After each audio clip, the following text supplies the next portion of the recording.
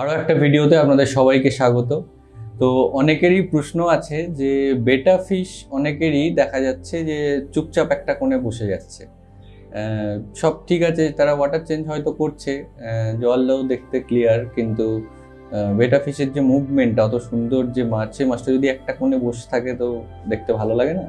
তো অনেকেরই এটা প্রশ্ন থাকে যে বেটা ফিশটা কেন কোণায় বসে যাচ্ছে, একটু ঘুরবে ফিরবে তবে তো দেখতে ভালো লাগবে। তো বেটা ফিশের বসে যাওয়ার এর পেছনে অনেকগুলো কারণ আছে। জেনারেলি মাছ স্ট্রেসড হলে কোণে বসে যায়, আর এছাড়া কিছু প্রবলেমস হয় যেগুলোর জন্য বেটা ফিশ কোণে বসে যায়, এবং সেই বসার পর থেকে নানা রকম সমস্যা শুরু হয়। ওই কোণে বসে যাওয়াটা একটা, ধরুন, একটা প্রথম সিমটম, তারপর সেখান থেকে কিন্তু নানা রকম সমস্যা শুরু হয়। তো এই বেটা ফিশ কেন বসে যাচ্ছে, কেন স্ট্রেসড হয়ে রয়েছে, তো এই নিয়েই আজকে কথা বলবো। তো চলুন শুরু করা যাক।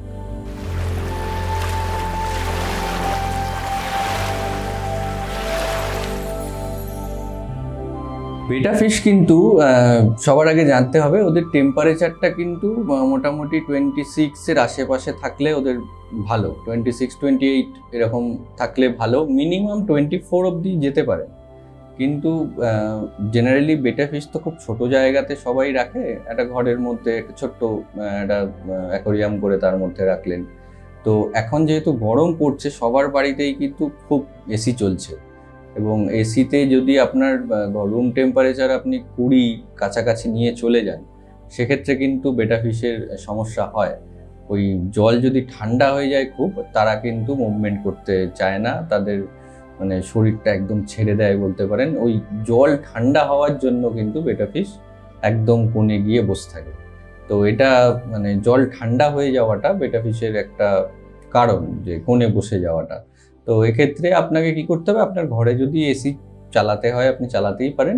তো ওই বেটা ফিশ যেখানে আছে ওই অ্যাকোরিয়ামে একটা হিটার আপনাকে ব্যবহার করতে হবে।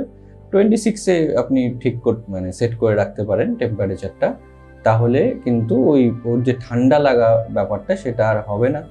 তো সেক্ষেত্রেও আস্তে আস্তে আবার চলাফেরা করতে আরম্ভ করবে। তবে হ্যাঁ, খুব হিউজ যদি মানে একসাথে অনেকটা টেম্পারেচারের আপ ডাউন হয়, সেক্ষেত্রে কিন্তু মাছ শকে চলে যেতে পারে। তো ওটা আপনাকে বুঝতে হবে। তো যখন নর্মাল রুম টেম্পারেচার আছে সেই সময় আপনি হিটারটা লাগিয়ে দিলেন, এবং তারপরে যদি আপনি এসিটা চালান, বা সবসময় যদি হিটারটা চলে কোনো অসুবিধা নেই, টেম্পারেচার কমে গেলে ও অ্যাডজাস্ট করে নেবে। কিন্তু ধরুন একদম কম টেম্পারেচার রয়েছে, আপনি তখন বাইরে থেকে হিটারটা নিয়ে এসে লাগালেন, হঠাৎ করে টেম্পারেচারটা মানে 20-21 থেকে চলে গেল 26-এ, সেক্ষেত্রে কিন্তু মাছের সমস্যা হবে। তো টেম্পারেচারটা যেন আস্তে আস্তে বাড়ানো হয়। তো এই টেম্পারেচারটা কিন্তু একটা কারণ বেটা ফিশের কোণে বসে যাওয়ার। এরপরে যে আরেকটা কারণ আছে সেটা হচ্ছে, বেটা ফিশকে সবাই, যেটা বললাম, ছোট জায়গার মধ্যেই রাখে। তো যেহেতু ওদের অনেকে ফিল্টার ছাড়াই রাখে, অনেকেই রাখে, যেরকম এখানে দেখতে পাচ্ছেন আছে। তো এটা একটা স্টক রুমের মধ্যে আছি। তো এখান থেকে বেটা ফিশটা এখানে রেজ হয় না, এখানে আসে, এখানে থাকে, আবার এখান থেকে বেরিয়ে যায় মানে হবিসদের কাছে। তো হবিসদের কিন্তু যদি বেটা ফিশ রাখতে হয়, সেখানে কিন্তু এরকম অক্সিজেন ছাড়া মানে ফিল্টার ছাড়া রাখাটা উচিত নয়, প্রথম কথা। কারণ যদি ফিল্টার ছাড়া, হ্যাঁ, তাদের হয়তো বাইরে থেকে অক্সিজেন প্রয়োজন হয় না, তারা সারফেস থেকে গিয়ে শ্বাস নিতে পারে। কিন্তু যদি আপনার ফিল্টার না থাকে একটা স্ট্যাগনেন্ট ওয়াটারে, সেখানে কিন্তু জলটা খারাপ হতে আরম্ভ করে, জলে অ্যামোনিয়া নাইট্রেট এগুলো বেড়ে যায়। তো যখনই এরকম স্ট্যাগনেন্ট ওয়াটারে আপনি মাছটাকে রেখে দেবেন দিনের পর দিন, সেক্ষেত্রে কিন্তু জলের কোয়ালিটি খারাপ হবে, অ্যামোনিয়া নাইট্রেট এইগুলো বেড়ে যাবে। তো এই ক্ষেত্রে মাছ স্ট্রেসে চলে যাবে, গিয়ে কোণে গিয়ে বসে যাবে। তো এই ক্ষেত্রে আপনাকে কি করতে হবে, মানে ইমিডিয়েট যদি এর মানে আপনার যদি এরকম রয়েছে যে স্ট্যাগনেন্ট জলে রয়েছে, আপনার মাছ বসে গেছে, ইমিডিয়েট কি করতে হবে সেটা হচ্ছে, ইমিডিয়েট আপনাকে ফ্রেশ জল দিতে হবে। তা বলে একদমই 100% নয়, মানে 50% জল চেঞ্জ করে দিতে হবে। সেটা বেশ কয়েকদিন করতে হবে, তাতে ও মোটামুটি জলের যে প্যারামিটারটা সেটা নর্মালাইজ হবে। একটা সাইকেলড জল এই জন্যেই প্রয়োজন হয় একটা ফিল্টারের। তো যদি আপনার কাছে একটা ফিল্টার থাকে, ফিল্টার কিন্তু ওই জলের অ্যামোনিয়া নাইট্রেট এইগুলোকে ব্যালেন্স করে দেয়। কারণ মাছ যে খাবারটা খাচ্ছে, সেখান থেকে যে ওয়েস্টটা ক্রিয়েট করছে, সেখান থেকেই কিন্তু জলে এইসব জিনিসগুলো তৈরি হয়। তো বেটা ফিশ হবিসদের জন্য কিন্তু একটা ম্যান্ডেটারি, যেটা একটা ফিল্টার রাখাটা কিন্তু খুব ম্যান্ডেটারি। এরপরে যেটা বললাম যে এখানে যেরকম দেখতে পাচ্ছেন, এটা স্টক রুমে আছি আমি, যে এখানে বেয়ার বটম একটা ট্যাঙ্কের মধ্যে বেটা ফিশ গুলোকে স্টক করে রাখা আছে। কিন্তু হবিসদের ক্ষেত্রে এটা মাথায় রাখতে হবে, বেটা ফিশকে যদি পুরো ফাঁকা একটা ট্যাঙ্কের মধ্যে আপনি ছেড়ে রেখে দেন, ও এমনি ট্রেস্ট হয়ে যাবে। তো তাকে একটা একটা এনভায়রনমেন্ট দিতে হবে, একটা মিনিমাম একটা রেস্টিং প্লেস, একটু প্ল্যান্টস, এটা আপনি মানে প্লাস্টিক প্ল্যান্টসও দিতে পারেন, এরকম একটা প্ল্যান্টস, একটা নমিনাল একটা ফিল্টারেশন। যদি স্পঞ্জ ফিল্টার দিতে চান তো আপনি দিতেই পারেন, কিন্তু স্পঞ্জ ফিল্টারের ওই এয়ার ফ্লোটা যেন খুব বেশি না হয়, কারণ এরা তো স্লো সুইমার, তো খুব বেশি জলে ফ্লো হলেও প্রবলেম। তো মানে একদম বেয়ার বটমে না রেখে একটু ওকে একটা এনভায়রনমেন্ট যদি ক্রিয়েট করে দেওয়া যায়, হ্যাঁ, যদি একটা ড্রিপ টুট দিতে পারেন, একটু প্ল্যান্টস দিলেন, তো ওরা খুব কমফোর্টেবল ফিল করবে। তো একদম ফাঁকা একটা বেয়ার বটম একটা ছোট্ট জায়গার মধ্যে মাছ কিন্তু বেশি দিন থাকলে ওরা একটু স্ট্রেসড হবেই, কারণ হবিসটা যারা এমনি বাড়িতে রাখার জন্য আনে, তারা ওই একটা জায়গার মধ্যে রেখে দেয় অনেক দিন ধরে, তারপরে মেনটেনেন্স হয় না এই সব। তো ওই যেটা বললাম, ফিল্টারেশনটা লাগবে, আর নিয়মিত ওয়াটারটা একটু চেঞ্জ করতে হবে, তাহলে জলের কোয়ালিটিটাও ভালো থাকবে, মাছ স্ট্রেসও খাবে না, আর এই যে কোণে বসে যাচ্ছে সেটাও হবে না।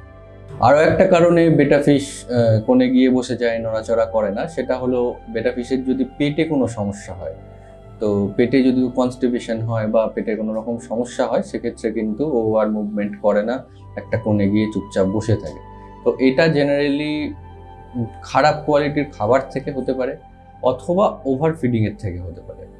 তো এক্ষেত্রে আপনাকে রেমেডি হিসাবে একটাই কথা বলার আছে, সবার আগে ফিডিংটা কিছুদিন বন্ধ করে দিতে হবে, কারণ ওর পেটটাকে ক্লিয়ার করতে হবে। এবং মাছ যখন কোণে বসে যাচ্ছে, তখনও যদি আপনি ওই একটা দুটো করে দানা দিতে থাকেন, সেই মাছ কিন্তু সেই তার পেটে সমস্যা আছে মানে সে দানাটা খাবে না, এবং সেই দানাটা ওখানেই পচবে এবং জলটাকে খারাপ করবে।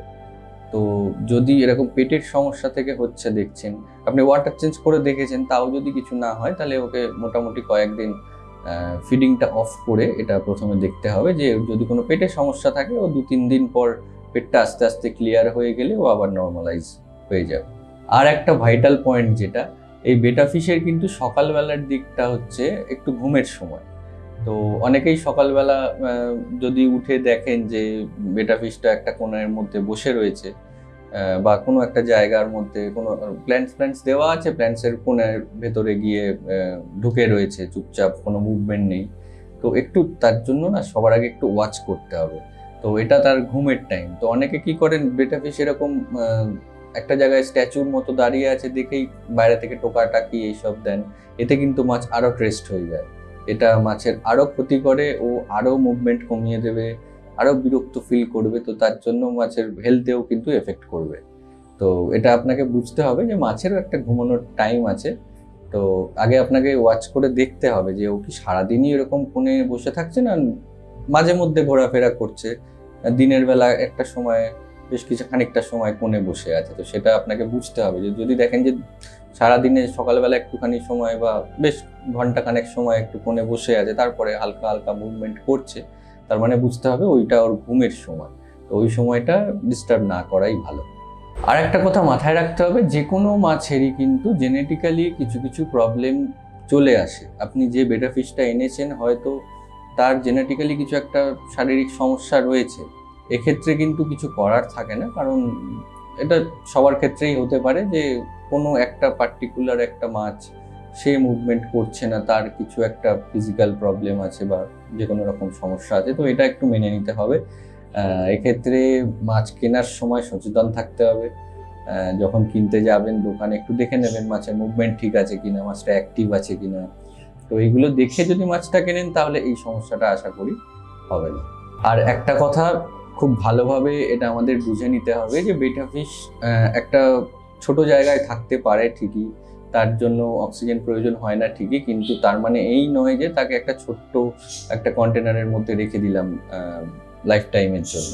তার জন্য কিন্তু একটা মিনিমাম ফিল্টারেশন, একটা একটু মিনিমাম যদি ডেকোরেশন করা যায়, সেক্ষেত্রে কিন্তু মাছ ভালো থাকবে, অনেকটা ফ্রি থাকবে, তার মুভমেন্টও ঠিকঠাক আপনারা দেখতে পাবেন। আর হ্যাঁ, টেম্পারেচারটা কিন্তু মেনটেন করতে হবে।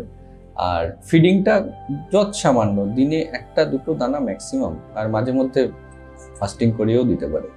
তো এই হলো বেটা ফিশের যে মানে কোণে গিয়ে বসে থাকার সমস্যা, তার কিছু রেমেডি আমি আমার যতটুকু নলেজ তার মধ্যে আমি বলার চেষ্টা করলাম। তো ভিডিওটা কেমন লাগলো অবশ্যই জানাবেন। আর অন্য কি মাছ নিয়ে আপনারা জানতে চান আমাদেরকে কমেন্ট করে জানাতে পারেন, বা আমাদের ডিরেক্ট মেসেজ করেও জানাতে পারেন আমাদের ফেসবুক বা ইনস্টাগ্রাম পেজে।